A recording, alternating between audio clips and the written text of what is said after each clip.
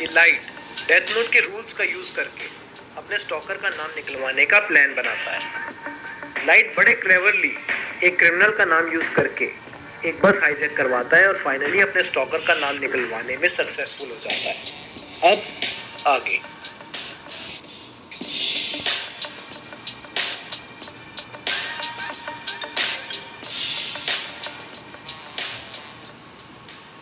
Light और रे अभी भी उस जगह होते हैं जहां पर बस हाईजैकर मारा जाता है। रे पेनबर लाइट को बताता है कि वो जापान में सीक्रेट इन्वेस्टिगेशन के लिए आया था और लोकल पुलिस को पता नहीं चलना चाहिए कि उसकी मुलाकात लाइट से हुई थी। तो लाइट रे को प्रॉमिस करता है कि उसके बारे में किसी को नहीं बताएगा।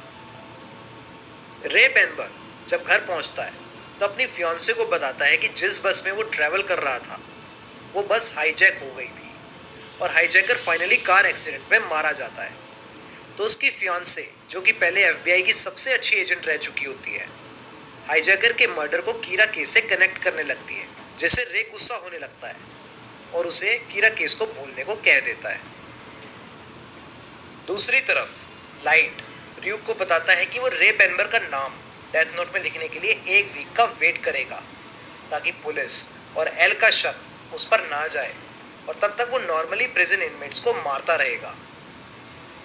वतारी एल को बताता है कि एक और विक्टिम मारा गया है और इस विक्टिम ने मरने से पहले एक नोट लिखा है जिस पर लिखा है कि god of death L, do you believe in god of death. L Watari को इंस्ट्रक्शन देता है कि वो पुलिस को कहे कि कुछ दिनों तक प्रिजनर्स को अच्छे से मॉनिटर किया जाए क्योंकि हो सकता है कि कीरा उनसे फिर से कम्युनिकेट करने की कोशिश करे।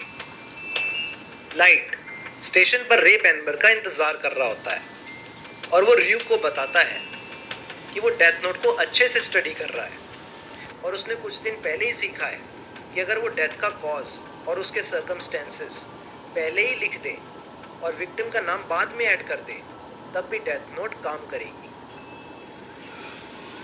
Even I didn't know that one. रे के आते ही लाइट उसके पीछे पीछे चलने लगता है और उसे बोलता है कि वही कीरा है और अगर रे उसकी तरफ मुड़ा तो उसे मार देगा।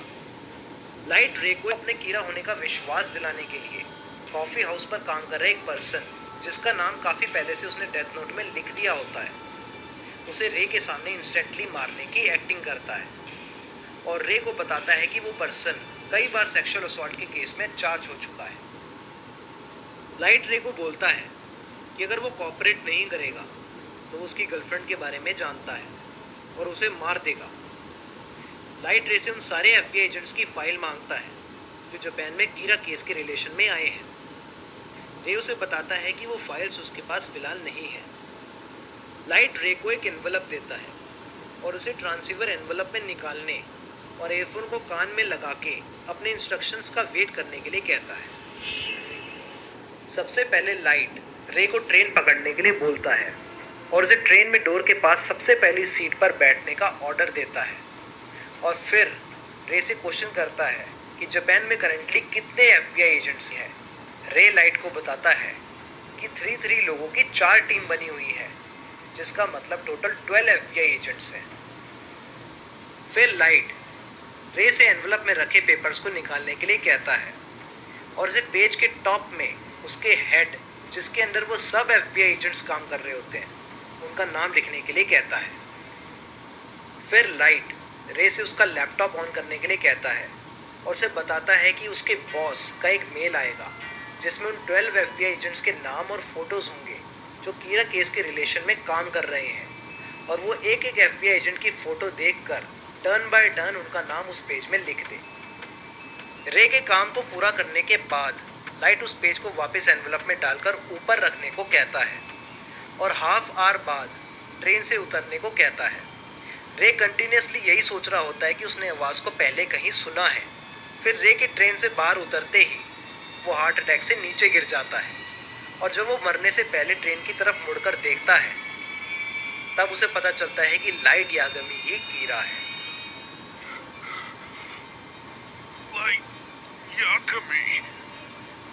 लाइट ने जिस पेज पर रे पेनबर से एफबीआई एजेंट्स के नाम लिखवाए होते हैं वो पेज डेथ नोट का होता है और लाइट ने पहले ही उस पेज में लिख दिया होता है कि FBI का हेड मरने से पहले अपने अंडर काम कर रहे 11 कलीग्स के नाम और फोटोज़ उन सब 11 कलीग्स को भेजेगा। लाइट FBI के बॉस से 11 के 11 कलीग्स को फाइल भेजने की कंडीशन डेथ नोट में इसलिए लिखता है क्योंकि अगर वो सिर्फ रे पेनबर को फाइल भेजने के लिए लिखता तो एल और बाकी पुलिस मेंबर्स को पक्का पता चल जाता कि कीरा उन लोगों में से है जो रे पेनबर की इन्वेस्टिगेशन के अंदर आते हैं। एल के पास FBI के हेड की कॉल आती है और वो एल को बताता है कि FBI के 12 इन्वेस्टिगेटर्स की डेथ के बाद उन्होंने डिसाइड किया है कि FBI कीरा केस में कंट्रीब्यूट नहीं करेगी।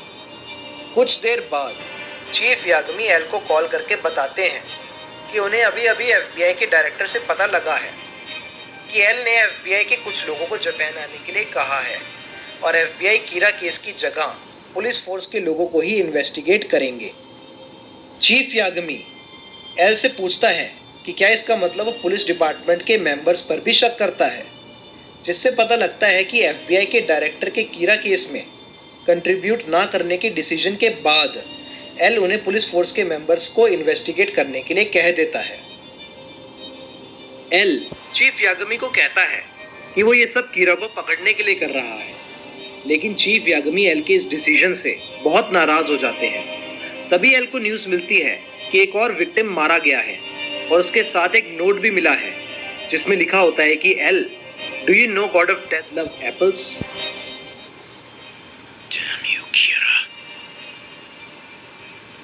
रात को लाइट के फादर सारी फैमिली के सामने बताते हैं कि वो कीरा केस के हेड हैं और कीरा अपने रास्ते में आने वाले किसी को भी नहीं छोड़ता। अपनी वाइफ और डॉटर के केस को क्विट करने के सजेशन पर वो मना कर देता है, लेकिन लाइट अपने फादर के सपोर्ट में बोलता है कि वो उन पर बहुत प्राउड फील करता है और अगर उन्हें कुछ होता है तो वो खुद कीरा को ढूंढकर मार देगा। अगले दिन ऑफिस में चीफ यागमी सबके सामने ये डिक्लेयर करता है कि अगर कोई भी पर्सन कीरा केस से पीछे हटना चाहता है तो वो हट सकता है, उन्हें कोई भी फोर्स नहीं करेगा, लेकिन जो भी केस में काम करेगा वो अपनी जान देने तक से घबराएगा नहीं। दूसरी तरफ रे पेनबर की फियांसे, जो कि पहले भी FBI एजेंट रह चुकी होती है, रे की डेथ का बदला लेने के लिए कीरा की इन्वेस्टिगेशन अकेले ही शुरू कर देती है। चीफ यागमी के अनाउंसमेंट के बाद चीफ को मिलाकर टोटल 6 मेंबर रह जाते हैं और एल, जो कि लैपटॉप के थ्रू कनेक्टेड रहता है, बोलता है कि वो सब पर ट्रस्ट करता है। उनमें से एक पुलिस मेंबर बोलता है कि वो 6 लोग अपनी लाइफ को रिस्क में डालकर कीरा केस को सॉल्व करने के लिए रेडी हैं, पर एल की लाइफ में कभी कोई रिस्क नहीं रहता और अगर एल उन पर ट्रस्ट करता है तो उनके साथ बैठकर कीरा केस को सॉल्व करे और एल इस बात के लिए एग्री कर जाता है।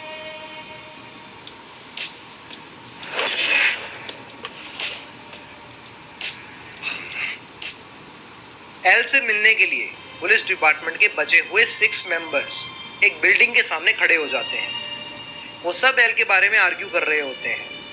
तभी चीफ यागमी बोलते हैं कि शुरुआत से ही एल पुलिस डिपार्टमेंट की हेल्प लेना चाहता था, लेकिन डिपार्टमेंट में बहुत से ऐसे लोग हैं जो एल पर ट्रस्ट नहीं करते और ऊपर से पुलिस डिपार्टमेंट की इंफॉर्मेशन लीक होने की वजह से वो इस मौके के इंतज़ार में था कि कब टास्क फोर्स में सिर्फ वो लोग बचेंगे जो उस पर कंप्लीटली ट्रस्ट करते हों और कीरा केस की तरफ टोटली कमिटेड हों। He's been waiting for this to happen all along. Why would he do something like that?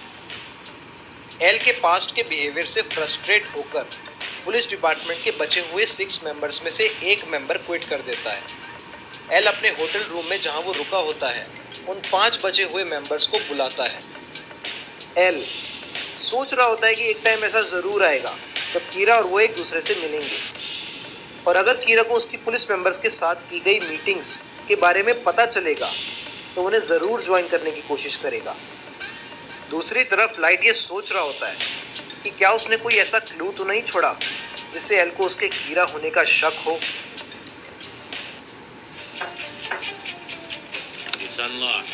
Please let yourselves in.